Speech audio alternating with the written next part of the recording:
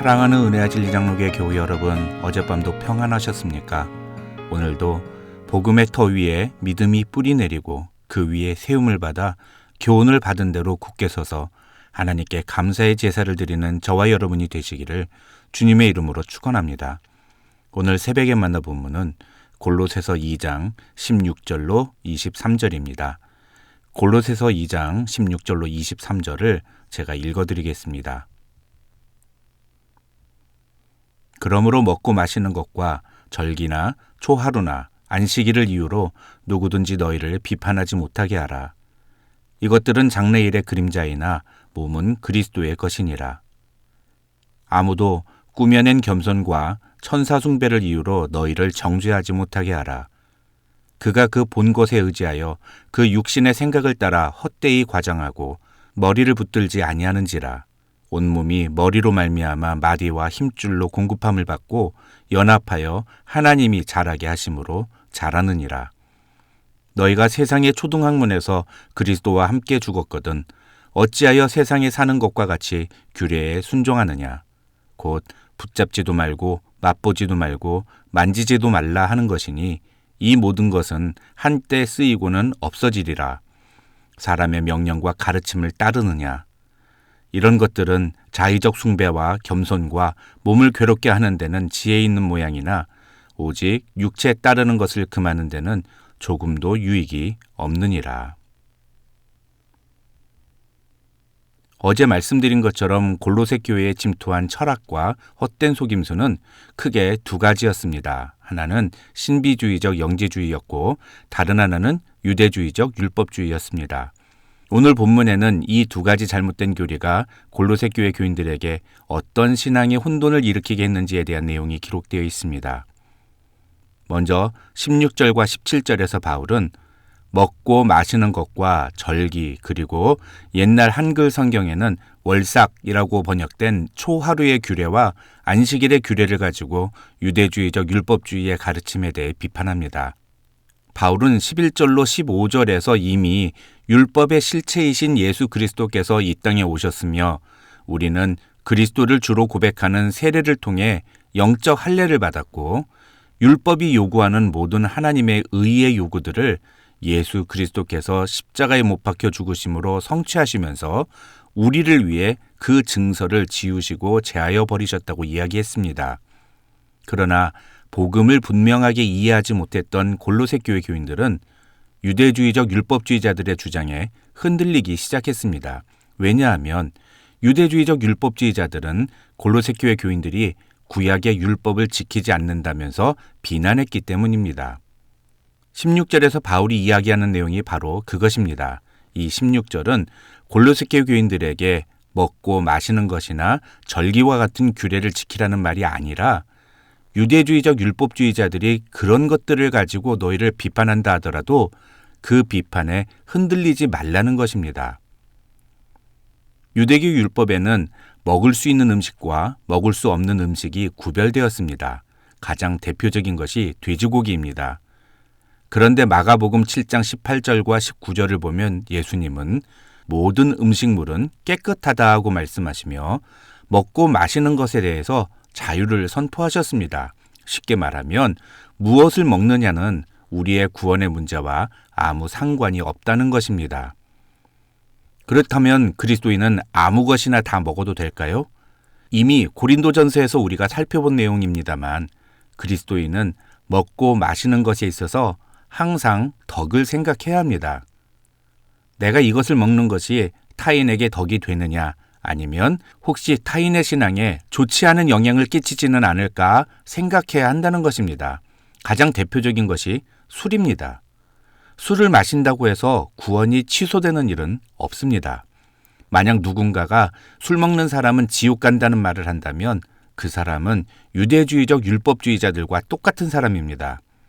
그러나 그렇다고 해서 예수 믿는 사람이 술 먹는데 아무런 거리낌이 없다면 그것은 올바른 신자의 자세가 아니라고 할 수 있습니다. 사실 진짜로 중요한 것은 율법을 지켜야 하느냐 지키지 않아도 되느냐의 문제가 아니라 그러한 행위를 가지고 다른 사람을 비판하고 판단하는 유대주의적 율법주의자들의 태도입니다. 야고보서 2장 10절을 보면 누구든지 온 율법을 지키다가 그 하나를 범하면 모두 범한 자가 된다고 성경은 분명히 말합니다. 이것은 유대 교도들도 모두 다 아는 내용이었습니다.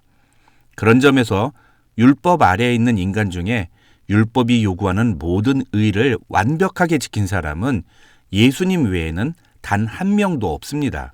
다시 말하면 모든 사람은 다 나름대로 율법을 어기면서 살 수밖에 없다는 겁니다. 그래서 율법에 정통한 학자였던 바울도 로마서 3장 20절에서 율법으로는 죄를 깨달을 뿐이라고 말했습니다. 그런데 오늘 본문의 주인공인 유대주의적 율법주의자들이나 복음서에 나오는 바리새인들은 마치 자기들은 율법을 다 지키는 사람인 것처럼 행세하면서 자기들은 저지르지 않는 죄를 가지고 다른 사람을 비판하고 비난했습니다.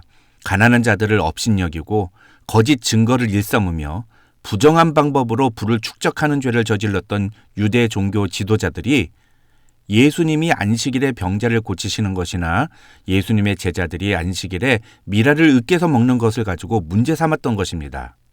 참된 복음 아래 있는 사람은 자신이 죄인이라는 사실을 깨닫고 그럼에도 불구하고 그런 자신을 의롭다 인쳐주신 하나님의 은혜에 감사하는 자세를 갖습니다. 그리고 그런 사람은 다른 사람의 죄가 아니라 자기 자신의 죄에 대해서 민감하게 반응합니다. 하지만 유대주의적 율법주의자들과 바리새인들은 자신들의 죄보다는 다른 사람의 죄에 먼저 민감하게 반응했던 것입니다. 이것은 복음의 은혜를 모르는 자들이 보여준 태도인 것입니다. 중요한 것은 순서입니다. 우리가 십자가 구속의 은혜를 아는 자들이라면 우리는 다른 사람의 모습이 아니라 나의 모습에 먼저 민감해야 합니다.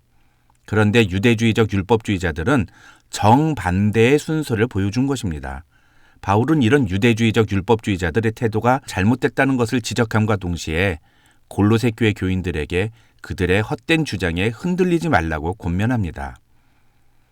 그 다음 18절로 23절은 신비주의적 영지주의의 잘못된 가르침에 대한 반론입니다.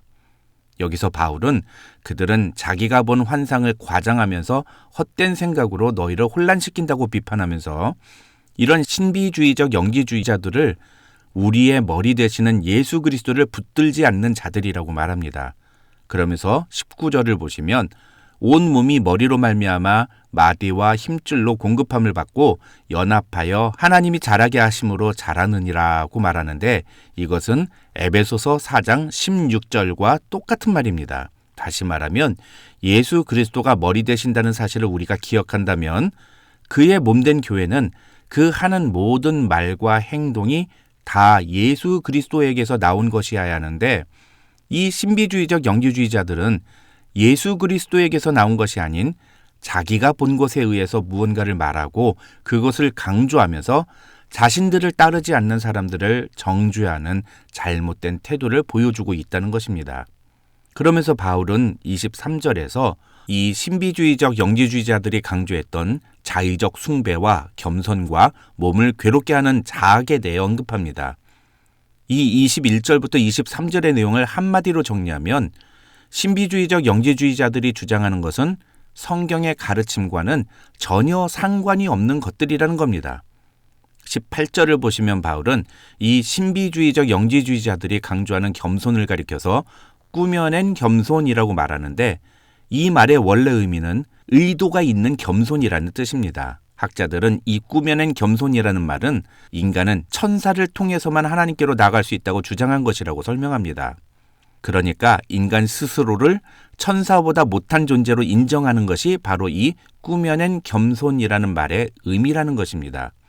20절을 보시면 바울은 너희가 세상의 초등학문에서 그리스도와 함께 죽었거든 어찌하여 세상에 사는 것과 같이 규례에 순종하느냐고 책망합니다. 베드로후서 2장 22절을 보면 베드로는 이렇게 골로새 교회 교인들과 같이 복음을 저버리고 잘못된 가르침을 따라 행하는 것을 가리켜서 개가 그 토하였던 것에 돌아가고 돼지가 씻었다가 더러운 구덩이에 도로 누운 것과 같은 것이라고 표현하기도 했습니다. 뭐가 잘못된 것인지를 제대로 알지 못하니까 하면 안 되는 일까지 하고 있다는 것입니다. 21절은 골로새 교인들이 따라간 잘못된 행동들이 무엇인지를 우리에게 보여줍니다. 바울은 곧 붙잡지도 말고 맛보지도 말고 만지지도 말라는 것이라고 말하는데, 이것은 당시 신비주의적 영지주의자들의 주장을 직접적으로 언급한 것입니다.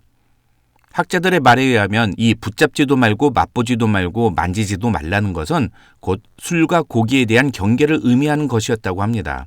이런 음식을 먹게 되면 신령하고 영적인 삶을 살 수가 없기 때문에 아예 작은 유혹거리라도 허용해서는 안 된다고 강조했던 것이 신비주의적 영지주의자들의 주장이었다는 것입니다. 어떤 학자는 이런 금기 조항 중에는 결혼도 포함이 되어 있었다고 하면서 이들은 육체의 기본적인 욕구를 철저히 제한함으로써만 우리가 거룩과 구원에 이룰 수 있다고 주장했다고 설명합니다.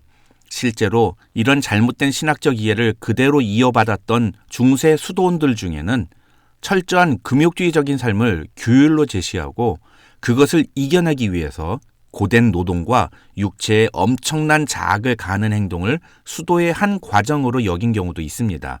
아이러니한 것은 중세 역사학자들의 주장에 의하면 그런 수도원 운동으로 말미암아 중세시대에 나타난 새로운 시설이 바로 고아원이었다고 합니다. 왜냐하면 육체의 정욕을 이기지 못하는 수도사들이 결국 수녀들 또는 일반 여성들과의 관계를 통해서 아이를 낳는 경우가 허다했기 때문입니다.